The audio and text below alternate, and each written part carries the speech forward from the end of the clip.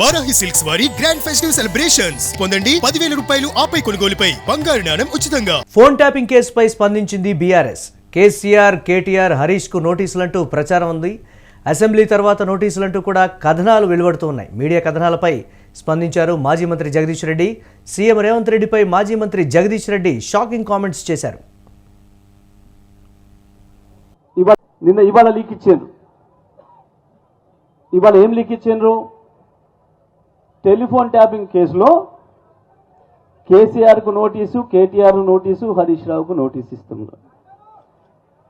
ఇప్పుడు ఏడట, ఇప్పుడు ఇస్తున్నట్టు ఇలా లీక్ ఇచ్చి అసెంబ్లీ అయిపోగానే ఇస్తాడట.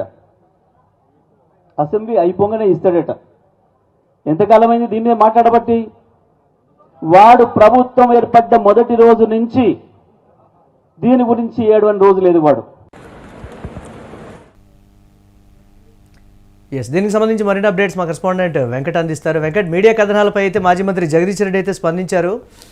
కావాలనే లీకులు ఇస్తూ ఉన్నారు. అసెంబ్లీ సెషన్స్ తర్వాత దీనికి సంబంధించి తర్వాత తతంగం అంతా ఉంటుందనేటువంటి రీతిలో చెప్పినటువంటి దానికి సంబంధించి ఏ విధంగా చూడాలి?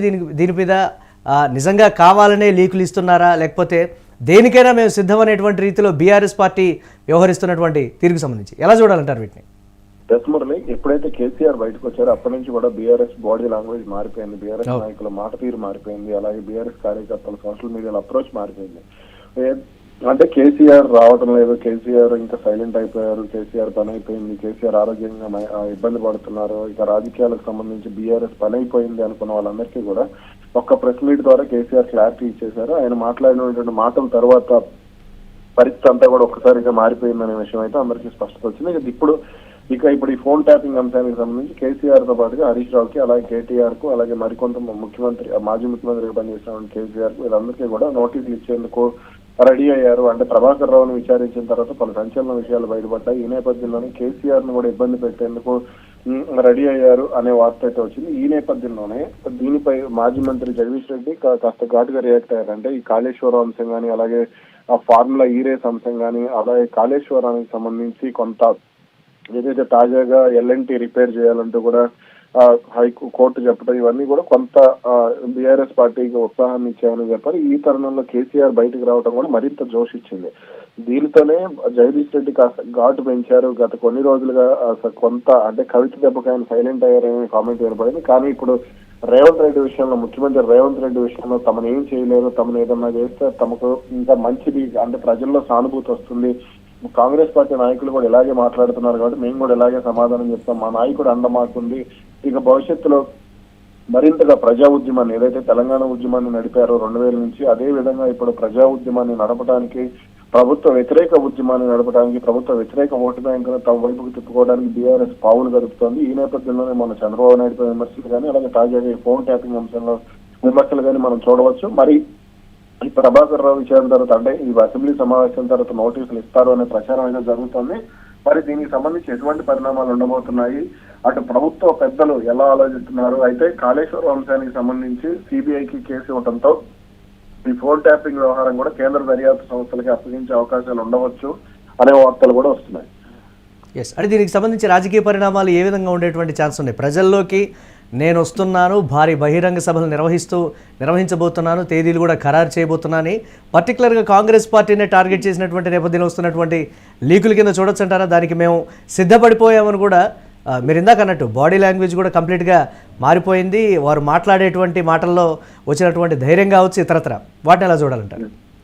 మామూలుగా నేను గతంలో కూడా ఒకసారి మనం మాట్లాడుకున్న సందర్భంలో కూడా నేను చెప్పాను, కేసీఆర్ వస్తే ఆ ఇంపాక్ట్ అనేది వేరే ఉంటుంది, మీడియాలో వచ్చే మైలేజ్ వేరే ఉంటుంది, బీఆర్ఎస్ లో వచ్చే ఉత్సాహం వేరే ఉంటుంది. ఆ ఉత్సాహాన్ని హరీష్ గానీ కేటీఆర్ గానీ తీసుకురాలేదు. లేదా నాయకులతో సమావేశాలు పెట్టడం, లేదంటే ఇవన్నీ చేయగలుగుతారు. కానీ ఏదైతే అంటే ఆ కేసీఆర్ ధోరణి కానీ, లేదా కేసీఆర్ బాడీ లాంగ్వేజ్ కానీ, కేసీఆర్ మాటల్లో ఉన్నటువంటి చమత్కారం కానీ, వెటకారం కానీ తెలంగాణ ప్రజలను ఆకట్టుకునే విధంగా ఉంటుంది, గులాబీ పార్టీలో జోష్ తీసుకొచ్చే విధంగా ఉంటుంది. అందుకనే ఇప్పుడు రేవంత్ రెడ్డి సర్కార్ ఎటువంటి చర్యలకు దిగినా సరే దాన్ని ఎదుర్కోవడానికి మేము సిద్ధంగా ఉన్నాము.